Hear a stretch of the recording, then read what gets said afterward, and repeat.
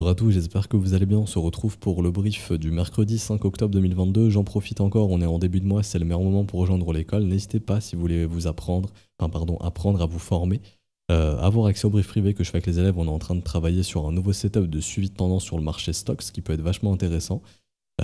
Et également, là, on est en train de travailler aussi de temps en temps, quasiment dans tous les briefs sur le marché altcoin pour voir ce qui peut être possible ou pas en termes de retracement, etc. Des assets qui peuvent être intéressants ou non. Donc n'hésitez pas, vous avez aussi également accès à un module de cours, donc c'est pas 16 heures de vidéo maintenant, c'est plus, il faudrait que je fasse la petite mise à jour. Une watchlist de cours qui vous apprend totalement l'analyse technique, l'importance de la gestion du risque, apprendre à créer un plan, à définir son profil et donc créer un plan en fonction de cela. Créer vos propres stratégies, des idées de stratégie aussi qui sont partagées, que vous pouvez customiser bien évidemment. Donc n'hésitez pas, vous êtes les bienvenus. Je vous mets le lien en description, c'est le Patreon ici, donc tout est disponible en rediffusion, vous pouvez annuler à tout moment l'abonnement, donc vraiment n'hésitez pas. Alors du coup, on fait une petite mise à jour rapide Bitcoin et un petit point rapidos S&P 500, puisque on est très corrélé encore. Du coup, le BTC, on a résolu enfin la première zone de combat qui était ici. Pourquoi je dis première? Parce qu'on en a créé une deuxième, je l'avais un petit peu mis en avant, j'en avais parlé un petit peu, mais bon, maintenant on va se focus aussi sur celle-ci. Donc la première zone qui a pété, la deuxième est maintenant ici. C'est-à-dire qu'on a trouvé un creux, un sommet ici, il faut casser ce sommet comme il faut pour essayer de bien créer cette dynamique de creux, sommet, creux, sommet, creux, sommet, ok? Ce qui pourra peut-être permettre de retourner dans le haut du range par la suite. Également, on est en train d'essayer de résoudre la trendline ici baissière, qui nous bloque depuis quasiment plus d'un an maintenant. Quasiment un an, pas plus d'un an, mais ça fera quasiment un an bientôt. On peut la résoudre si on fait une clôture au-dessus, il y a une résolution. Maintenant, il faudra surveiller le volume acheteur, pour l'instant qui n'est pas très convaincant. Encore, enfin vous me direz, on est que mercredi, la clôture c'est lundi soir. Du coup, il faudrait attendre, il y a encore beaucoup de jours de cotation, on peut avoir un gros breakout d'ici là, donc beaucoup de volume qui peut intervenir. Et également, il faudrait s'installer de l'autre côté, ça aussi c'est hyper important. Pour l'instant, en daily, ça semble confirmé, mais bon, moi je pense qu'il faut plus attendre des clôtures weekly ici pour bien confirmer tout ça.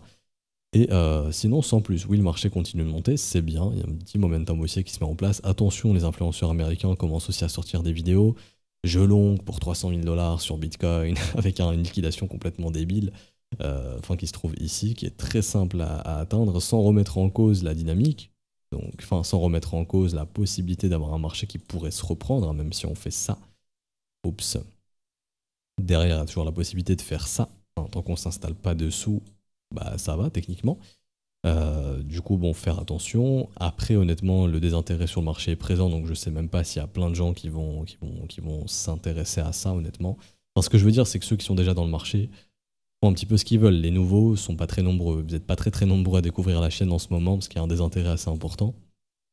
Et pour revenir sur Bitcoin en termes de technique, ce qu'il faut attendre, c'est, toujours je vous le dis depuis des jours, c'est la résolution de ce niveau ici. Comment est-ce que le prix va réussir à s'installer au-dessus? Si oui, dites-vous que tous les vendeurs depuis le 14 septembre vont être bloqués. Et ça voudrait dire que les acheteurs ont gagné ce gros combat, et ça peut permettre de liquider du vendeur plus haut et de forcer, pareil, tous ceux sur le spot qui auront vendu ces derniers jours vont être forcés à racheter, ce qui peut pousser la demande plus haut et faire pumper les prix. Donc pour moi, c'est toujours le test ultra important dont on a besoin. Grosse vigilance, je vous le dis, c'est au niveau de l'order flow. L'open interest a continué de monter encore et il y a trop de gens qui se sont leveragés sur cette montée. Pour l'instant, tant que le prix monte, c'est bien. Les vendeurs qui sont en train de rentrer sur ce mouvement haussier se font bloquer, ce qui fait que si les prix continuent de monter, tant que la dynamique dure, il y a possibilité de défoncer les vendeurs et de continuer de monter. Par contre, je vous montre un petit truc, on est au même endroit qu'avant, grosso modo, on avait environ 150 000 bitcoins leveragés. On est au même endroit, donc on n'est pas plus haut, on n'est pas plus bas, on est quasiment au même endroit. On n'a pas cassé la résistance, on a 165 000 bitcoins leveragés, 15 000 bitcoins de plus. Pour vous montrer un petit exemple, le bitcoin, il a pris en termes de pourcentage, il a pris environ 8%. En équivalent bitcoin, son open interest, il est monté de 30%, c'est énorme. Ça veut dire que là, il y a vraiment beaucoup de gens qui se leveragent. Le CVD est en train de monter, ce qui veut dire que les acheteurs sont plus ou moins agressifs. Tant que ça monte, c'est bien, parce que l'open interest, il monte, ça ne veut pas dire qu'il n'y a que des acheteurs ici, hein, loin de là. Il y a aussi des vendeurs, bien évidemment. Ces vendeurs, pour l'instant, sont bloqués. C'est-à-dire qu'en gros, tant qu'on monte, on prend le petit rectangle depuis que l'open interest il monte. Voilà, tous les mecs qui sont positionnés sous les 20 100, donc sous le prix actuel, ils sont bloqués en short.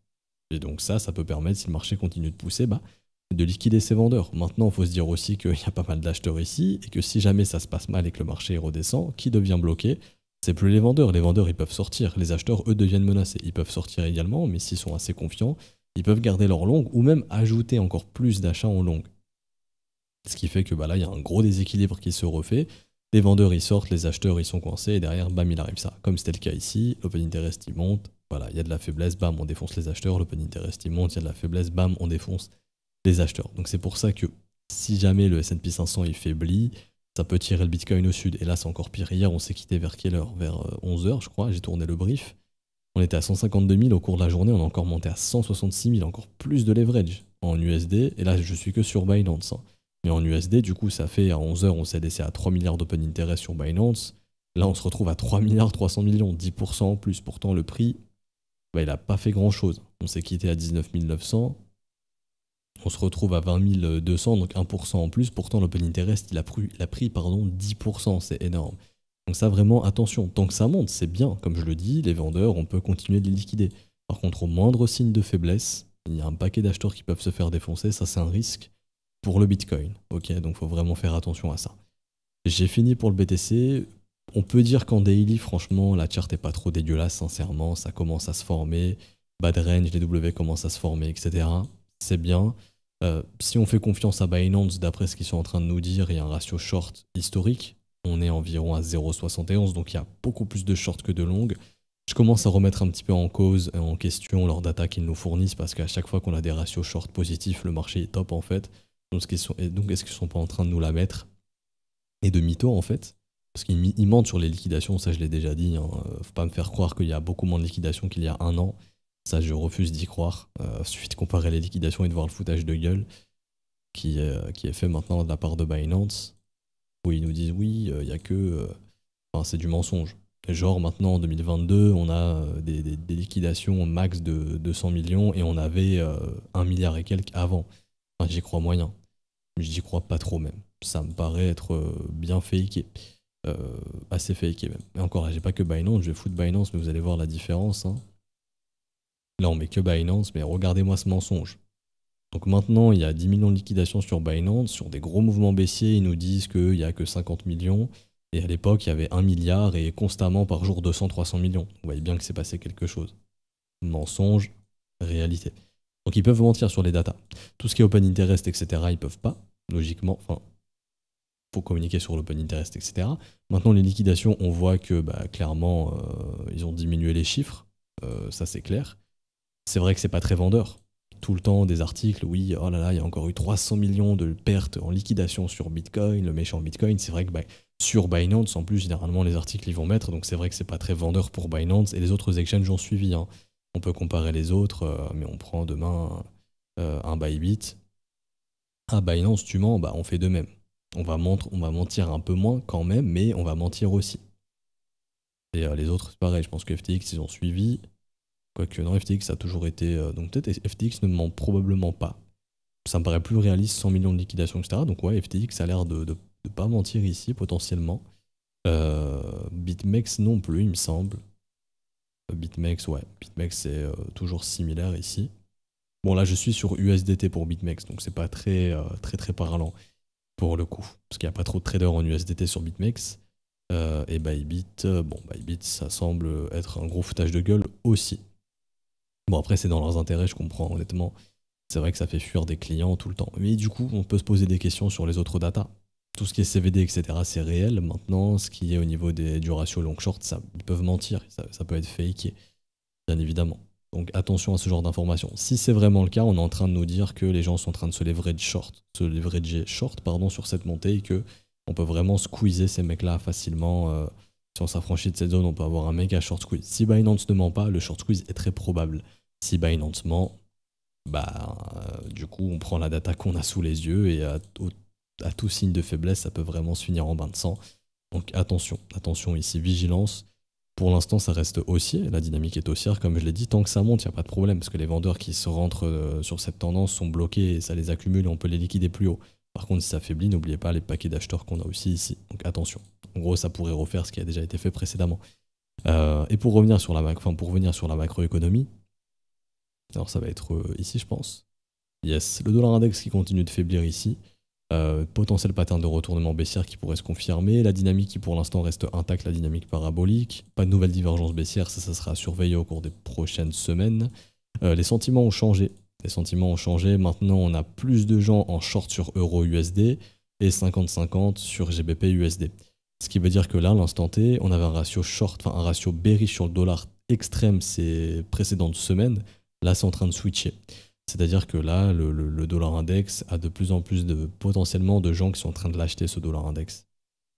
Et des gens qui sont en train de shorter, de shorter les paires euro, GBP, etc. Pourtant, elles ont bien baissé. C'était pas le cas avant, là, ça commence à être le cas. Donc, il y a des chances pour que, justement, pour qu'un top puisse se former ici, si les gens commencent à devenir très bullish sur le dollar index. Donc ça, c'est une data assez importante. Est-ce que j'ai le code ici? Non. On pourrait peut-être en parler plus tard. Et du coup, pour revenir sur le S&P 500, on a un avalement haussier en daily ici, qui est très sympa, donc c'est bullish, qui confirme une pattern de retournement haussière également, ce qui est d'autant plus bullish. Et on avait vu ensemble, maintenant ce qu'il faut c'est s'installer au-dessus de cette zone. Si on pull back et qu'on confirme, on peut continuer de monter, c'est très bien. Et du coup, prochain objectif, 3860 points. Et tant que le S&P monte, il y a de grandes chances que la crypto, etc. puisse monter également. Par contre, si ça c'est un piège et qu'on rebaisse fortement, la crypto va suivre. Et vu tout le leverage qui a été mis en place, rappelez-vous, ça peut être carnage derrière. Donc ça, attention. Tant que le S&P 500 monte, il n'y a pas de problème. Pareil, on s'installe au-dessus de... Enfin, pour l'instant, on a cassé la zone. Maintenant, il faut s'installer, il faut confirmer. Et ça voudrait dire en gros qu'on a bloqué tous les vendeurs depuis le 23 septembre. Donc ça fait un peu plus de 10 jours, c'est bien. Il y aurait un paquet de vendeurs qui seraient bloqués. Tous les vendeurs d'ici sont bloqués, c'est ce qui peut poursuivre le mouvement aussi. Tous ceux qui ont vendu sont obligés de racheter s'ils reveulent l'action.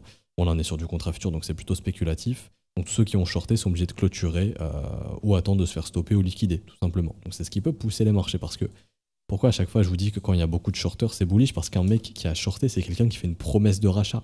Donc demain, si tu as plein de gens qui ont shorté, c'est plein de mecs qui ont fait des promesses de rachat en fait. Donc tout simplement, si le marché va contre eux, ils sont obligés de racheter leur position plus haut, ce qui le fait monter encore plus, tout simplement. Donc pour l'instant, le S&P 500 est plutôt cool. Également, aujourd'hui, on pourrait confirmer une divergence haussière. Si ça se forme, ça aussi, c'est un bon élément qui pourrait permettre de retracer un petit peu plus. Après, on verra ce qu'il en est. C'est pas encore la charte la plus bullish, hein. Ça reste quand même assez bearish. Il suffit de prendre du recul, on passe en weekly. Ça reste une structure type M qui est formée. Tant qu'il n'y a pas techniquement ça, on ne peut pas reparler de marché haussier. Maintenant, si ça se forme, là, on quittera ce marché baissier, on repassera dans un marché haussier. Mais vous voyez, il y a besoin de plus. On a les premiers petits éléments, mais vraiment, si je devais faire une échelle, une pyramide ou ce que vous voulez, une échelle de progression, on est là. Vous voyez qu'il reste encore tout ça. Donc on est, on va dire, même pas, on est là en fait. On est à la première étape, il reste encore beaucoup d'étapes. L'acceptation d'une dynamique haussière, la cassure des trendlines, la confirmation de l'autre côté. Vous voyez, il y a plein de confirmations qui doivent se faire. Je peux regarder le momentum en weekly. Il n'y a pas encore de grosses divergences haussières ici, donc pour l'instant, voilà, c'est du daily. Idéalement, retournement de marché, ça serait plutôt sur du weekly. Maintenant, c'est vrai qu'une poursuite de rebond est très probable ici sur le S&P 500 et du coup, ça donne du momentum aux cryptos et c'est ce qui nous intéresse pour le moment. Du coup, on va s'arrêter ici pour aujourd'hui. J'espère que ça vous aura plu. Si c'est le cas, n'hésitez pas à laisser un petit pouce bleu, vous abonner si ce n'est pas déjà fait, à nous rejoindre sur Discord. Je mets le lien en description en commentaire. Vous pouvez aussi rejoindre l'école via les modalités crypto, donc tout ce qui est paiement BNB, Ethereum, USDT, USDC, BUSD. Vous avez les adresses, les réseaux à utiliser, les montants également, donc ici et ici. Vous avez juste en fait à envoyer le DXID à tous les profs ou à un des profs. Le mieux c'est tous les profs, comme je le dis souvent, comme ça va très vite. Le premier qui le voit, le valide et vous avez votre rôle élève très rapidement.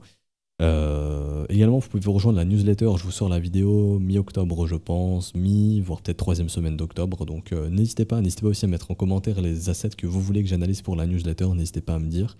Et du coup, on se retrouvera demain. Bonne journée à tous. Ou vendredi, ça dépendra un petit peu du marché. On verra un petit peu le déroulement du marché. Donc ça dépendra de la volatilité, etc. S'il y a des nouvelles choses à dire ou pas. Promis, on fait une update Ether cette semaine, donc soit demain ou vendredi. Donc bonne journée à tous, à demain ou à vendredi. Ciao, ciao.